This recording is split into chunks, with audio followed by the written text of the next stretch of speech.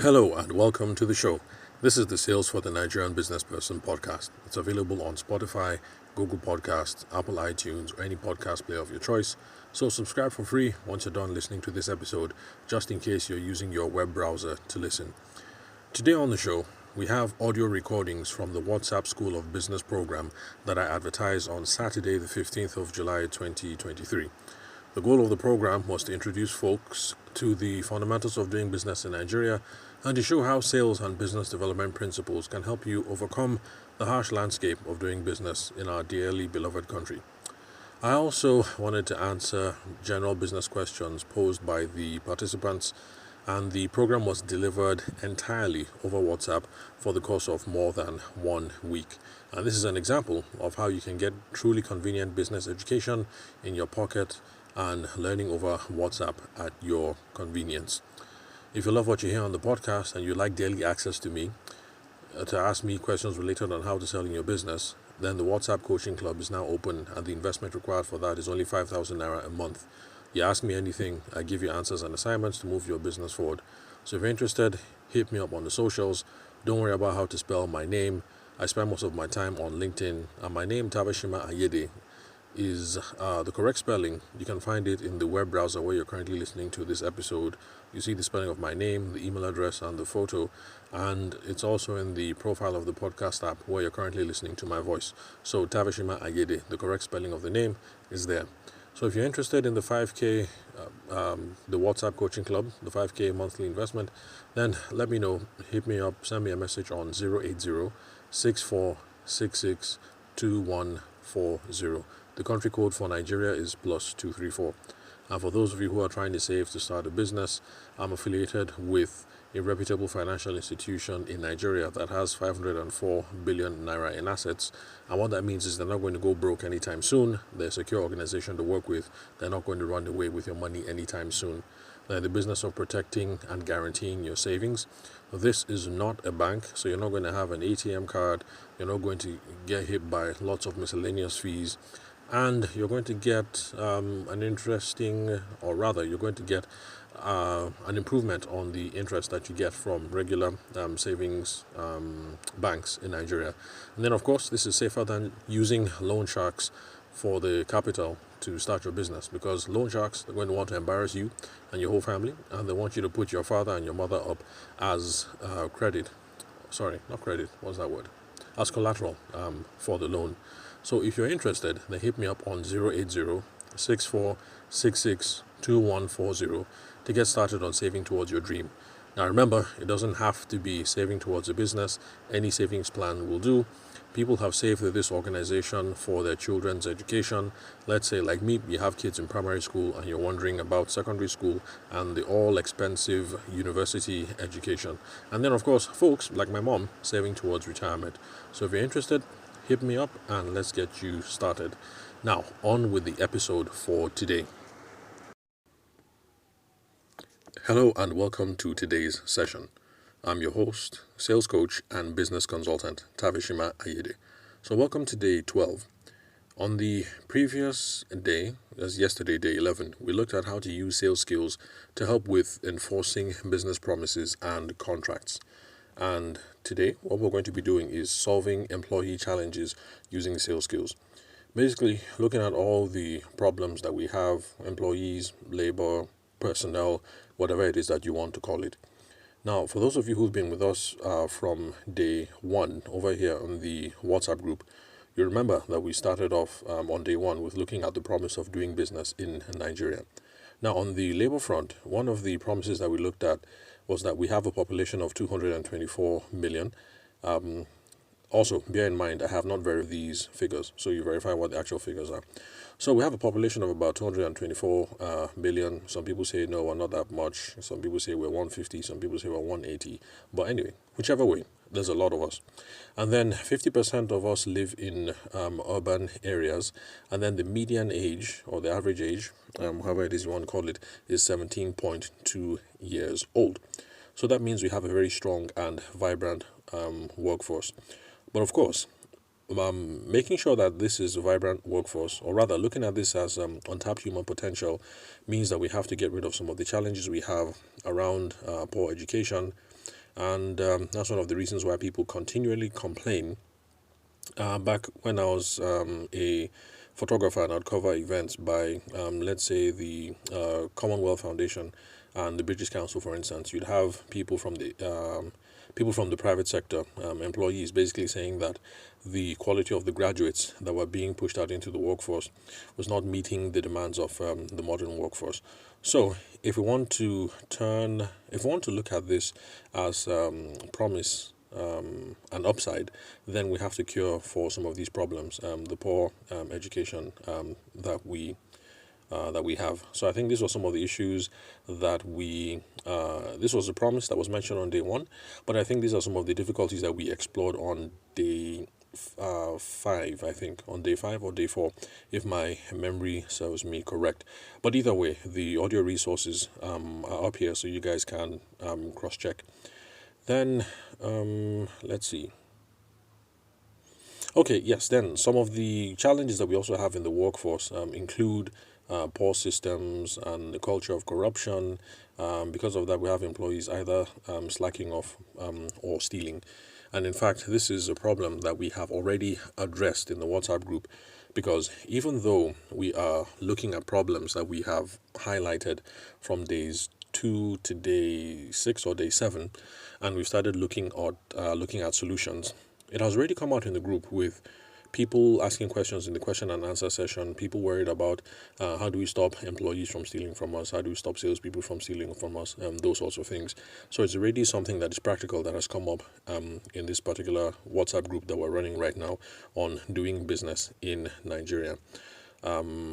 Yeah, for those of you who've been following the chat and the audio responses, you would have seen what the responses were. So some of this has already been covered and is not new to those of you who've been following regularly from day 1 up until now, day 12. So, what is the sales response to employee problems? Remember, I've been saying that the only way that we can solve these things as business owners, self-employed people, entrepreneurs, is to look at these things from a sales and business development perspective. The reason why I say this is the best way to go about it is because a lot of these problems can be solved by macroeconomic tweaks and policy adjustments here and there, and a lot of us are not in those roles. I'm not the president. You're probably not the governor. Well, it'd be nice if we have a governor or two listening to this podcast, but so far I haven't heard that we have a governor who listens. Sorry, not the podcast. We're talking about the WhatsApp group at the moment. Sorry, forgive me. Sometimes I forget which forum I am at, whether I'm making this recording for the WhatsApp group or for the podcast. So either way, I know there's no governor right now in this WhatsApp group on doing business in Nigeria, and I doubt that there's any governor who is listening to any of the podcast episodes. But if you know any governor, any politicians, please hook them up on the podcast, because once in a while we do talk about things that have a direct correlation as to how we can improve things in the public sector. So, to cure the manpower problems require policy adjustments, macroeconomic things, and we are not in the position to make that tweak. So the best we can do is to take personal accountability for how things function in our own business, and the sales and business development perspective gives us the tools to be able to address these challenges head on without spending any more money, or without calling for a meeting for a board of directors, or without raising money from investors or whatever. So what is the sales response to employee problems? Well, first of all, traditionally, from a sales perspective, we hire for personality and aptitude, personal traits, whatever it is that you want to call it, and then we train for technical and business skills. For most other people, they do things the other way around. They pay attention to the CV and then they hire for technical skills and the business skills. Did this person finish from Harvard? Did this person go to OAU? What secondary school did this person go to? Blah, blah, blah. All those sorts of things. So traditionally, in other parts of the business, people are looking at technical and business skills first, and then they worry about personality, aptitude, personal traits, and all those things later. And that is where the problem begins. Because you cannot train a crooked man into honesty. Well, it can happen, but chances are, if you've hired a crook, you have hired a crook. But you can hire an honest man or woman and then train them up on the technical side and then train them up on the business skills. So let's say you run a business where you work with lots of welders and you have a problem because welders have been stealing from you, short charging you when clients pay the money to them for services, it's easier to hire an honest person and then train him on the technical side of welding than the other way around. If you've hired a dishonest welder, and you are stuck. You can't train or pray your way out of the situation. It's the same thing when it comes to business skills. If you hire a dishonest salesperson, then you're stuck with a dishonest salesperson. You can't pray that person straight, and you can't train that person honest. But you can hire an honest man or woman and then train them in the skills of sales, persuasion, negotiation, closing, and whatever it is that you think you need to move the business forward. So that's the reason why in sales circles, first of all, we're paying attention to the personality of the person, his aptitude, her personality traits, those sorts of things in the interview process. Those are the things that we're paying attention to during the interview, because we know that we can always tell the person, these are the people that we're going after as customers. This is how we start conversations with them. This is how we interact with them. This is how we build relationships with them. This is how we close the deal. This is how we continue to nurture the relationship. This is how we act, ask for referrals, and blah, blah, blah. So that's how we do it. So, like I said, I've said it over and over again, but I want to repeat so that you guys can get it through, because eventually we're all going to be in the position where we can start hiring for our businesses. So right now, if you're selling makeup on Instagram, yes, it is just you. But eventually, you will get to the stage where you will have a sales girl or a sales boy who is managing your Instagram handle because you're busy doing other things. And then you might have another person who is managing the store. And then you'll have another person who is running the delivery, going from the warehouse, picking up the stuff, and then couriering it, doing the courier thing, and sending it to the people in their homes. So right now it's you doing everything, picking up things from the store, answering the Instagram, answering the phone calls, running the ads, everything. But eventually you're going to get to the point where you can hire people. When that time comes, focus on hiring the person with the right aptitude, the person with the right attitude rather, and then worry about training them for the business skills that they need to fulfill the function. So when traditionally we're hiring in sales, we're looking for accountability, people who who are okay with with being held accountable to some standards. They're okay with goals, they're okay with metrics, they're okay with reporting to somebody else. We're looking out for people who seem to be honest, who have a sense of integrity, people who have a sense of initiative, because when it comes to sales, we need people who can get up and move by themselves. Office workers can sit down in the AC, eventually they'll get to whatever it is that they're going to get to. But if the salesperson stays in the office and is sitting in the AC with everybody else, then things are not going to get done. If you have someone who is managing the Instagram handle, because right now you sell makeup on Instagram, you need somebody who has the initiative to be able to say, you know what, we haven't run advertisements or promos, we haven't boosted anything in a while, and bring up that conversation with you. Now, madam, things are slow.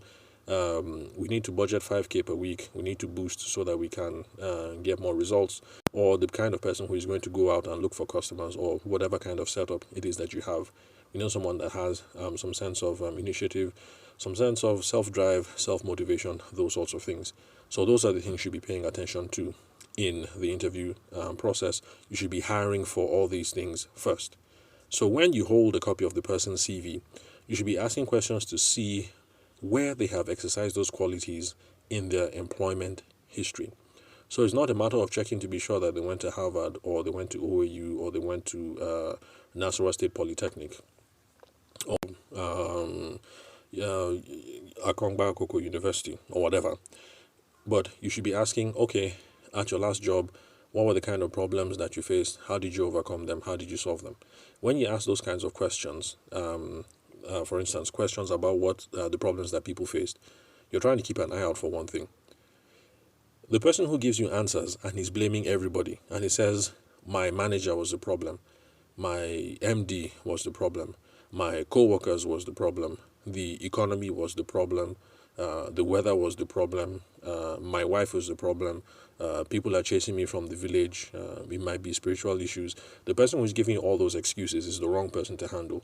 The wrong person to hire, because they have no sense of accountability. They have no sense of self-motivation, initiative, these sorts of things. But the person who admits that, okay, in my last job, this is what I handled. The challenges I faced were A, B, C. Some of them might have been caused by X, Y, Z, but I tried to solve them by implementing 1, 2, 3. These ones worked, these ones didn't work. That looks like a much more safe person to hire, because he has a much more balanced perspective. The person recognizes that there were some things beyond their control, but they also know that I tried to solve the problem by doing 1, 2, 3, 4, 5, 6. Now that would make sense to have that kind of person. That would be much more sense to have that kind of person on your team. So when you're looking through the CV, those are the questions that you're going to ask. Now, okay, I noticed you've been store manager for somebody before. Why did you leave? What were the problems? Okay, so for these challenges that you outlined that you had at your previous place, how did you try and solve them? What initiatives did you do to try and cure for this problem or for that problem? Those are the sorts of questions that you should be asking. If you do this, the chances are you're going to be able to hire someone who has a sense of accountability, who is honest, who has integrity, initiative, self-motivation, drive, those sorts of things. Then you can train the person up on the business skills later. Another thing that we need is proper accounting and inventory systems. That's also something that have been used traditionally in the sales environment for a very long time. We make sure that salespeople do not handle money, because salespeople are money motivated. The chances are you might have 1 or 2 bad eggs in there. It happens. And even if somebody is honest and the person collects money from the client, things happen. You're on your way back to the office, you hear that your child is sick and the client has paid 50K, the hospital bill is 2K. I mean, it's understandable. I'm not encouraging it, but I'm just saying it's understandable that the salesperson will remove 2K to pay for the child's hospital bills, and then will plan to return it later on. But then maybe 1 or 2 things happen, and then it doesn't happen. So some of these things are honest mistakes. Some people are going to be downright fraudulent. Take the 50K and say, you know what, these people are stressing me. Let me put 10K in my pocket and fudge the invoice or whatever. So traditionally in sales environments, we make sure that there's proper accounting. We make sure that there's inventory systems. So there are accounts that customers have to pay through. Salespeople don't handle money. This is how you measure inventory. That's for those people like in the wedding and the event space. You take 15 chairs from the warehouse to decorate the event hall. You sign the book with the store manager that you took out 15 chairs, so that at the end of the day, they expect that you're bringing 15 chairs back. Not that you don't sign the inventory book and then at the end of the day you claim that you took out 15 chairs. You claim that you took out 10 shares, but really you took out 15, and then after the wedding you sold 5 or something like that, or maybe 5 got damaged and you didn't want to report them. So it's proper accounting and inventory systems. We also have to make sure that we have this in place in our businesses, so that we limit the amount of mismanagement that goes on, the amount of theft, the amount of slacking off in business, the amount of laziness, and then things of that nature. So these are some of the unique contributions that sales, business development, sales management, that they bring to overcoming all these business problems. So hire for a person's aptitude, attitude, personal traits, personality, blah, blah, blah, all those things, and then worry about the technical side later. Of course, you don't have to worry about technical and business, because with people's CV, you find that most people have done secondary school, university, so they are kind of almost at the same level when it comes to skill anyway. So you might as well focus on the attitude and the aptitude, and then train up for the business skills later. Then make sure you have proper accounting and proper inventory systems. No mismanagement, no stealing, no slacking off, because sales can be hard. And if you don't have these things in place, one day a salesperson might come to the office and say, you know what, I've been hustling from Monday to Thursday and man, I'm tired.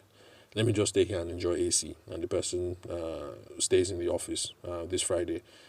But this staying in the office this Friday might not be a problem. The thing is, if he's staying in the office every single Friday for 52 weeks of the year, that's a lot of time he has taken off, and he or she is not selling. So we've gone past the 15-minute mark, and I'll bring it to a close here. Now, for those of you who think you need help in coming up with effective processes for hiring, then what you do is we have a paid WhatsApp group that is available where we solve all these sorts of problems. We just migrate from this free WhatsApp group to the paid WhatsApp group, and then we will sort out those problems there, and I will hold you accountable to make sure that you achieve the results. There's also personalized and private coaching that's available. If you're curious about that, then hit me up in the DMs, a private message, and then we can get you sorted on that. So thank you very much for being a part of the group on this day 12. We will see you guys again, hopefully same time. Okay, tomorrow is a Sunday, so let me not guarantee that we'll be able to start on time for day 13. But either way, see you guys tomorrow. Thank you very much for your time and attention and for being a member of the group.